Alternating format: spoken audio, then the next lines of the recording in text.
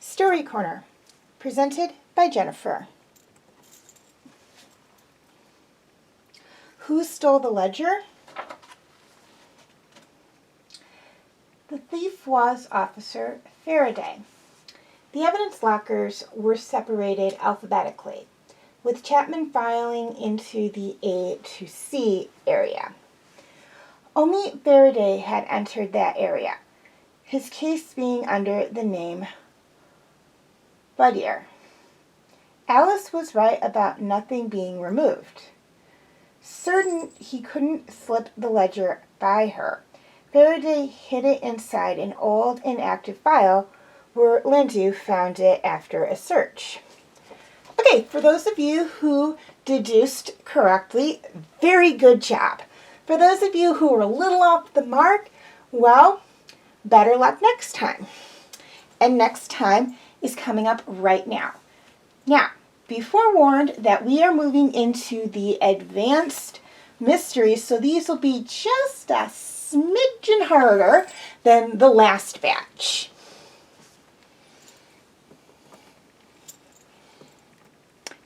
A developing crime spree.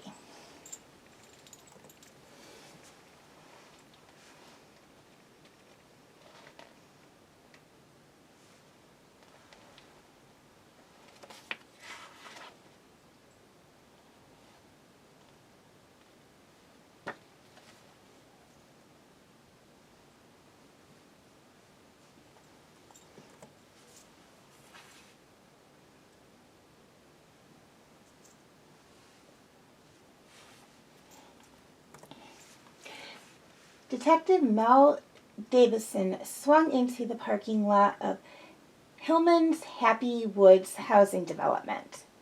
He'd considered moving to Happy Woods years ago, but decided he liked his townhouse.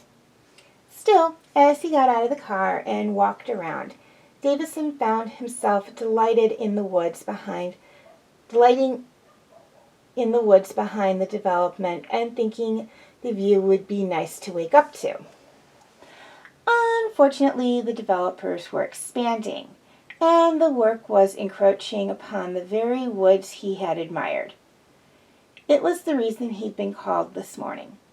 Someone had been sabotaging the project over the past week, spray painting bulldozers with threats, breaking equipment, and stealing keep out signs. The latest incident occurred the night prior. 3 residents, all of whom owned homes fronting the woods, had spoken up about the expansion. They had become Davison's prime suspects. The detective first knocked on Jocelyn Petty's door. "Why are you against the expansion?" Davison asked. Jocelyn's tall windows looked out into the woods, and several vandalized bulldozers. "They're cutting down trees. Do you know how beneficial trees are for the environment?